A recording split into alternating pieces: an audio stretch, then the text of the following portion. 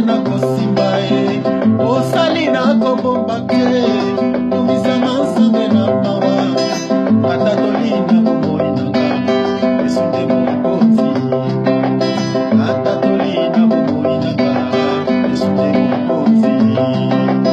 Jésus est Seigneur.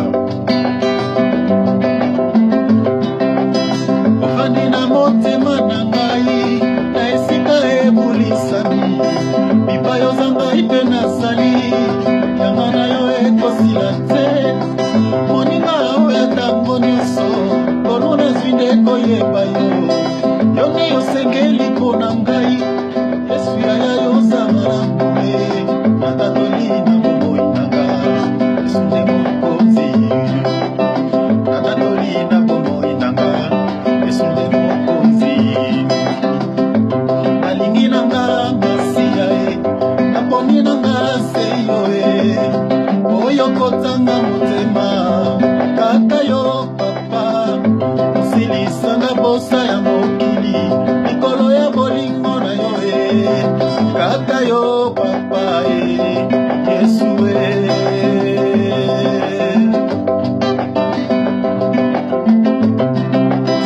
lisiba ya mai na bomoi efandelo ya babulami ekuke ya nzela na lola bolingo ya bolenge bwa ngai natanga te kombo mosusu penepene ya kombo na yo lokola yo akouta wapi epa na yo nyonso ekoki natatoli na bomoi nanga Yesu nde mokonzi aye natatoli na bomoi nanga Yesu nde mokonzi.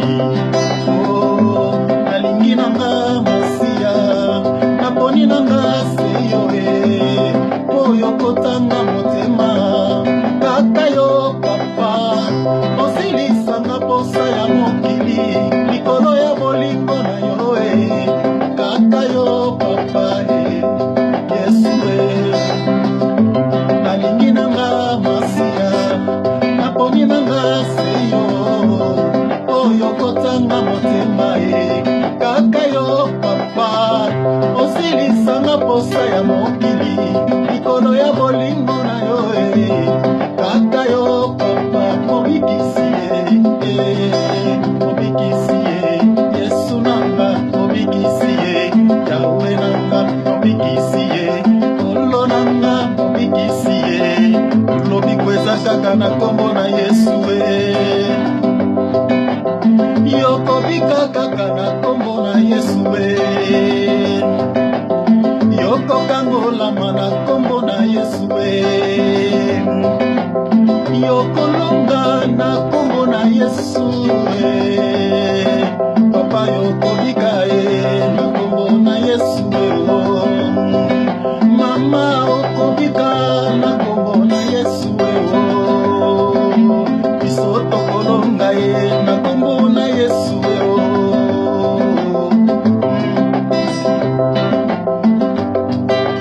Yesu nde mokonzi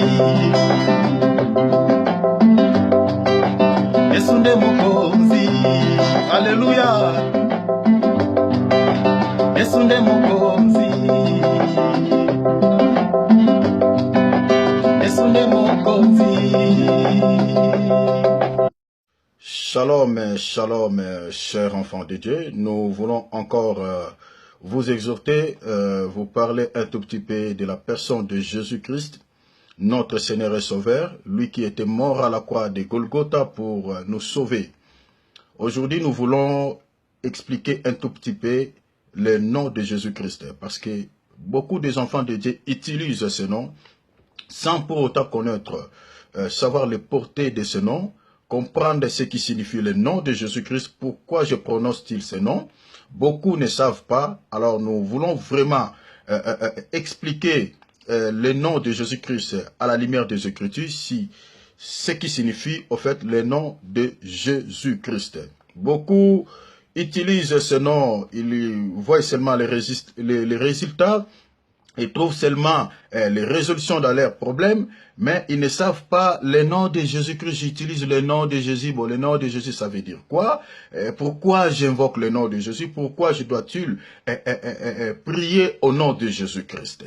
Alors, nous allons essayer d'expliquer avec la petite connaissance que le Seigneur nous a donnée. Nous voulons mettre la parole de Dieu à la lumière, que la parole de Dieu nous explique le nom de Jésus-Christ, ça signifie quoi?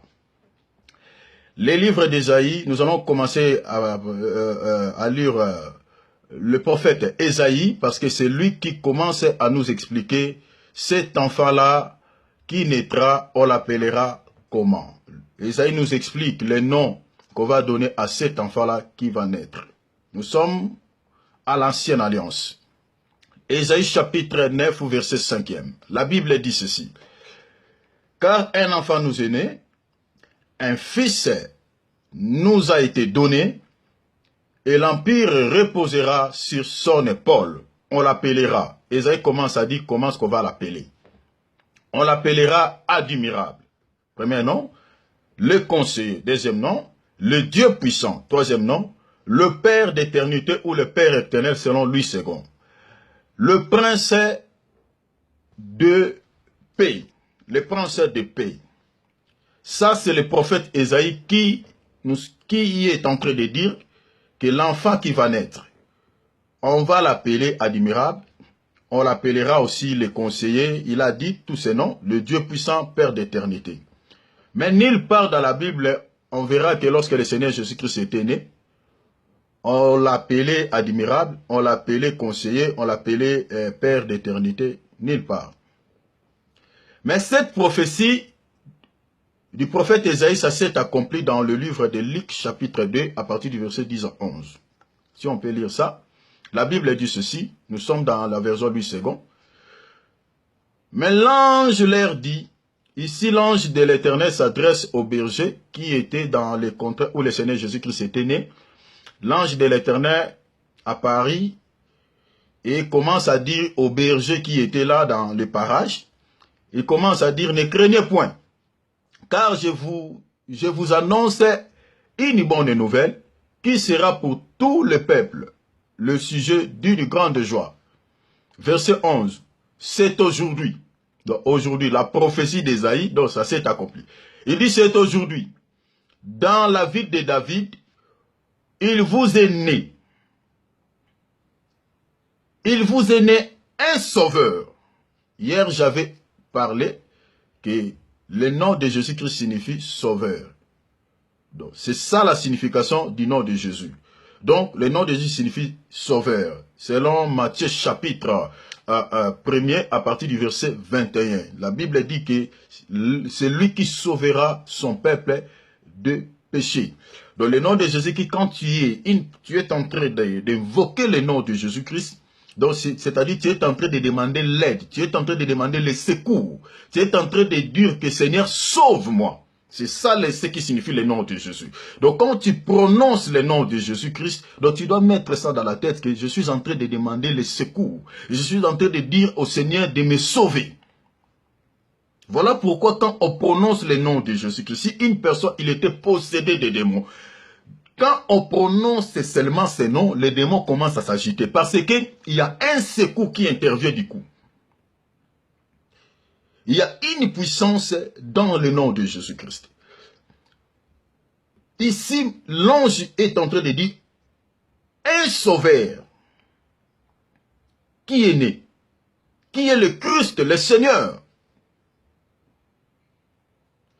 Là, dans Matthieu chapitre 1, verset 21, l'ange est en train de s'adresser à Marie, que cet enfant-là, tu le surnommeras Jésus.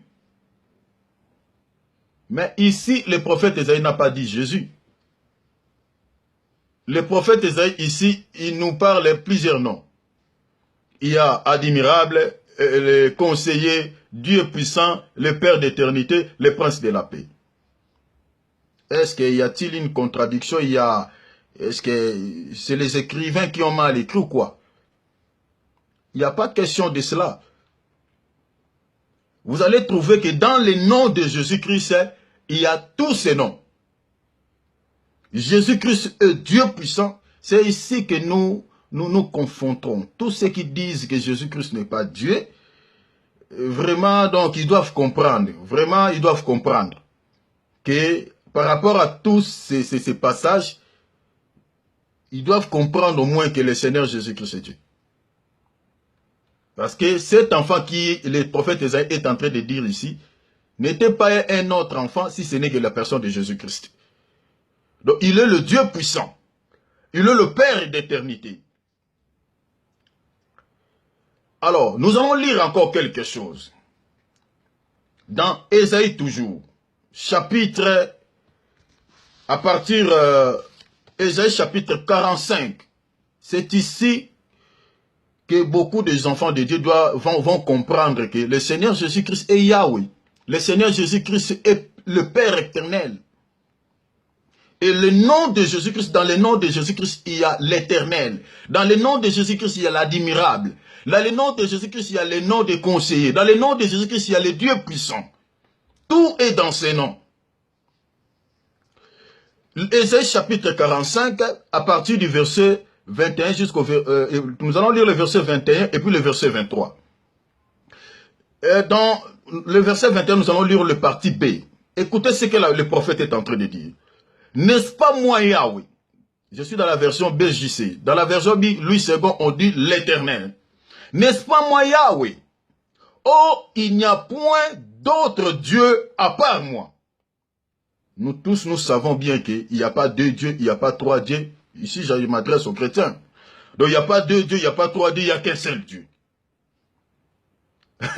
Écoutez bien ce que le prophète est en train de dire. Le prophète, il est en train de prophétiser sous l'esprit de Dieu. Il dit, oh, il n'y a point d'autre Dieu à part moi.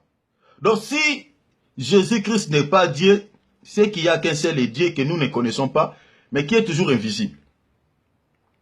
Or, moi, je crois, je sais que toi aussi tu crois, que Jésus-Christ est réellement le Dieu véritable. Selon Jean chapitre 5, verset 20. Là, l'apôtre Jean est en train de dire que nous sommes dans le véritable. En son Fils, Jésus-Christ, c'est lui le Dieu véritable. Il n'y a pas deux dieux, il n'y a pas trois dieux, il n'y a qu'un seul Dieu. Jésus-Christ est le Dieu véritable, le Dieu incarné.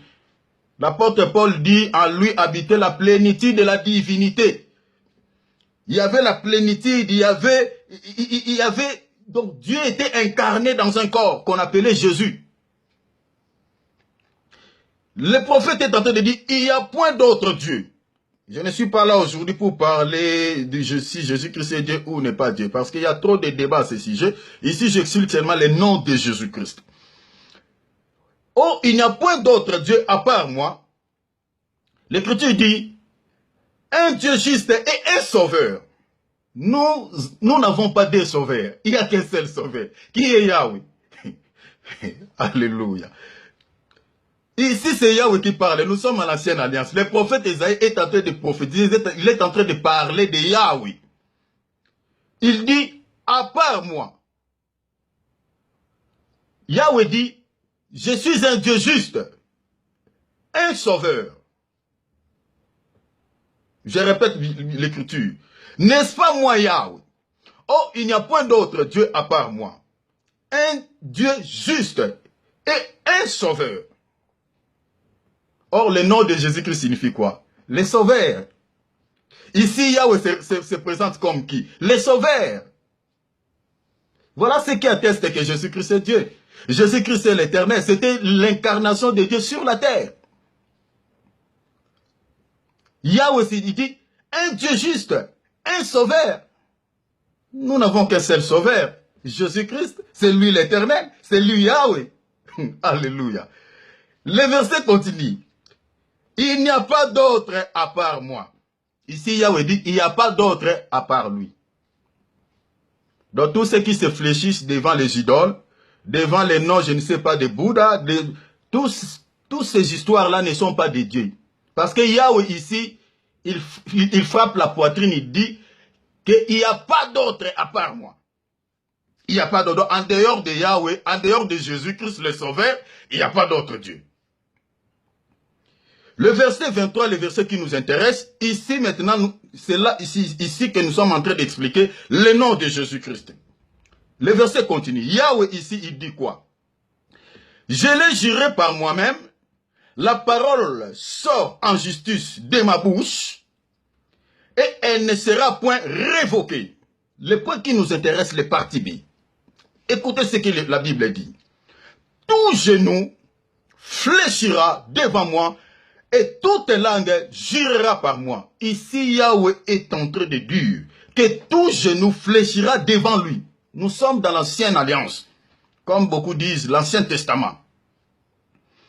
Yahweh ici, il est en train de dire que tout genou fléchira devant lui et toute langue confessera qu'il est le Dieu véritable.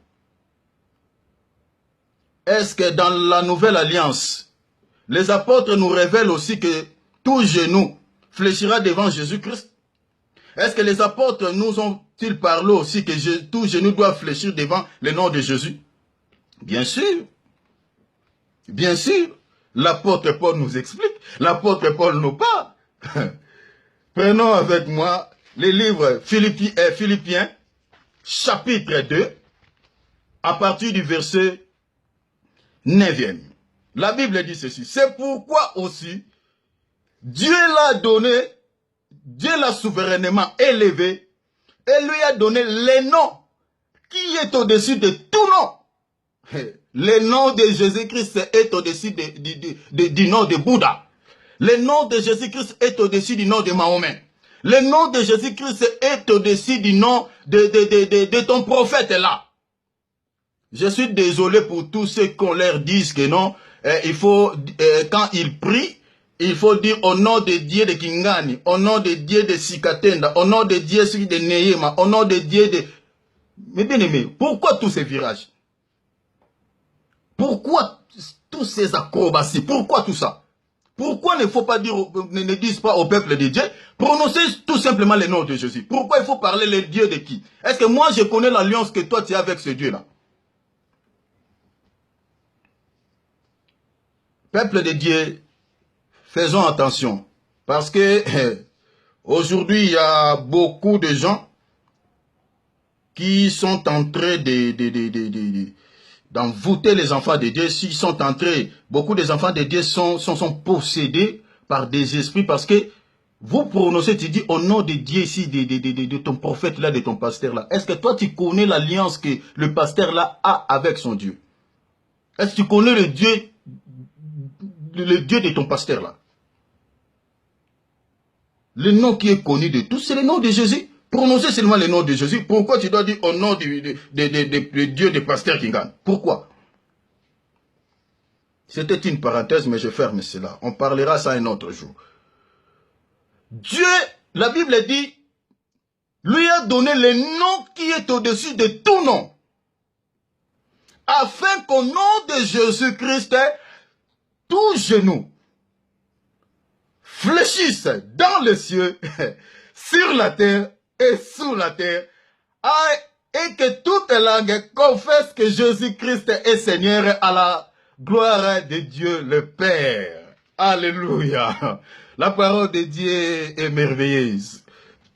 Voilà, mes bien-aimés, comment c'est que le prophète Ésaïe parlait, prophétisait. Ici, l'apôtre Paul nous explique. Dans l'ancienne alliance, c'est Yahweh qui disait cela. Mais ici, l'apôtre Paul est en train de nous dire que non, ce que le prophète Ésaïe disait, il parlait ça de Jésus. Donc Yahweh, c'est Jésus, c'est lui qui était venu, l'Éternel. Il avait possédé un corps qu'on appelait Jésus. Et il marchait ici sur la terre, au milieu des hommes. Yahweh Shama, le Père éternel, lui le Dieu véritable, que tous genoux doivent fléchir devant lui. Jésus-Christ de Nazareth.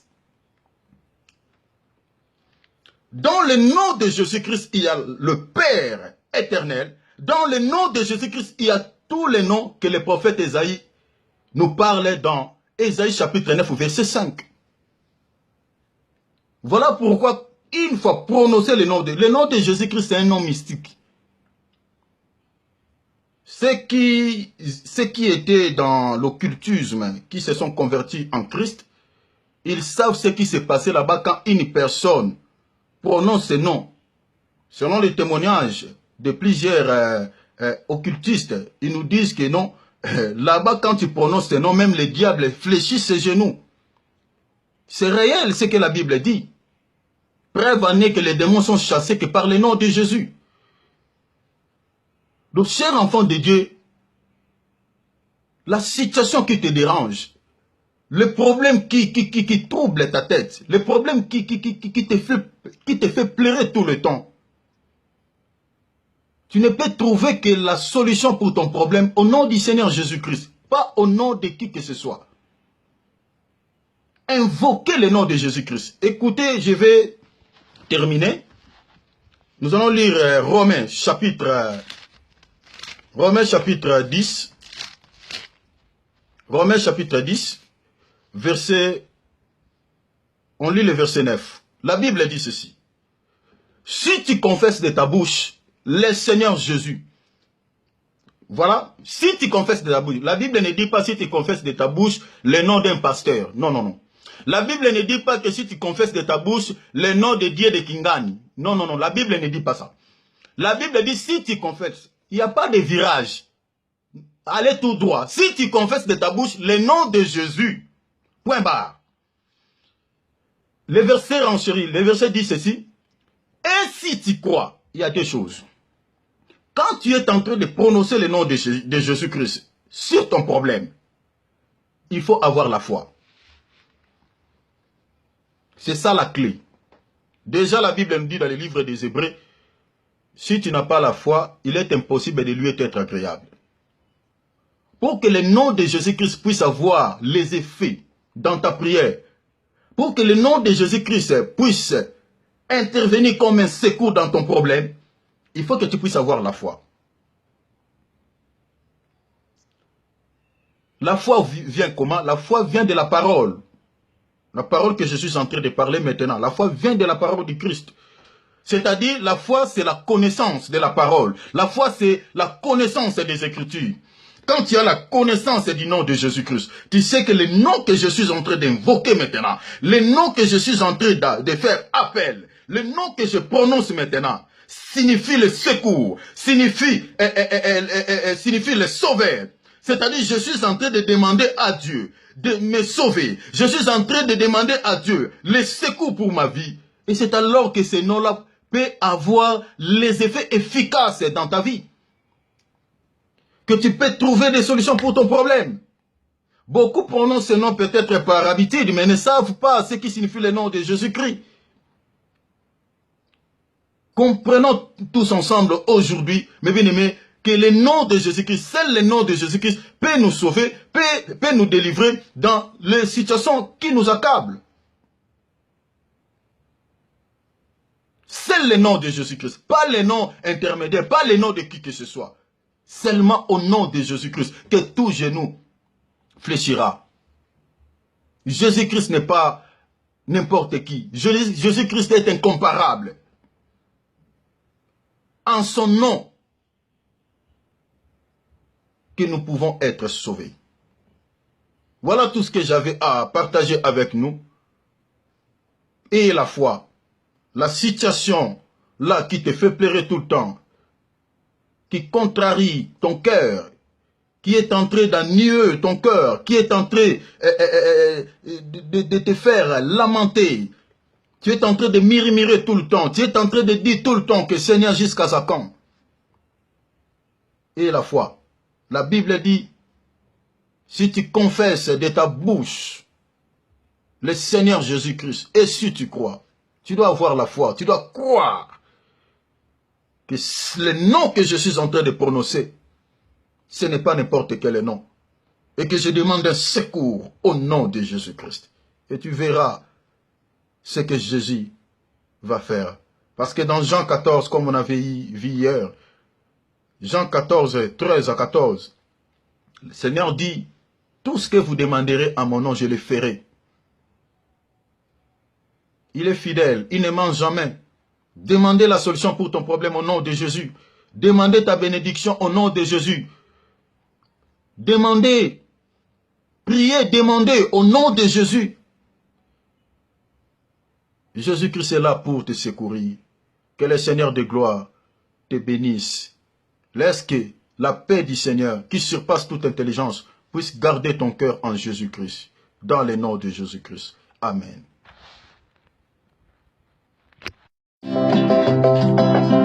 Nabomoyi nanga, namikumba nanga, nakotalela seyo Yesu mokonzi nanga. Kwete mosusu te, na mokili oyo, akoki kosimba solo bomoyi nanga. Nabomoyi nanga, namikumba nanga, nakotalela seyo Yesu mokonzi nanga. Kwete mosusu te, na mokili oyo, akoki kosimba solo bomoyi nanga. Nalingi Yesu, na bomoyi nanga, nakosalela ye kinuliwa. Ata na pasi, ata pe minyoko, nakotika yete abongi nanga. Nalingi Yesu, na bomoyi nanga, nakosalela ye kinuliwa. Ata na pasi ye, ata pe minyoko, nakotika yete abongi nanga.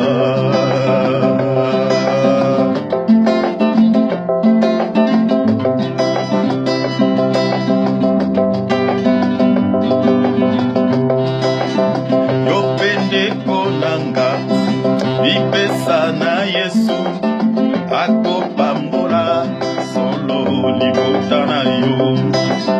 Ngai naponi Yesu, na bomoyi nanga, akopambola solo bomoyi nanga. Yopendeko nanga, bipesa na Yesu, akopambola solo libota na yo. Nalingi Yesu, na bomoyi nanga, nakosalela ye inoliwa. Ata na pasi ye, ata pe minyoko, nakotika yete abongi nanga. Abongi nanga, o Yesu we, abongi na, osungi nanga ye, abongi na, abongi na, o Yesu we, o Yesu we, o Yesu we, abongi na masansholi, abongi na lokumu, abongi na loyembo, abongi ye, Yesu abongi ye, abongi ye, oh abongi ye, oh abongi ye, oh abongi ye, oh abongi na rohembo, oh abongi na rokumbu, Yesu abongi na masansholi, abongi ye, abongi ye, Yesu abongi ye, oh abongi ye. Il est le roi des rois, le Seigneur des gloires, le prince de paix, l'agneau de Dieu, Jésus-Christ est Seigneur. Oh abongi ye,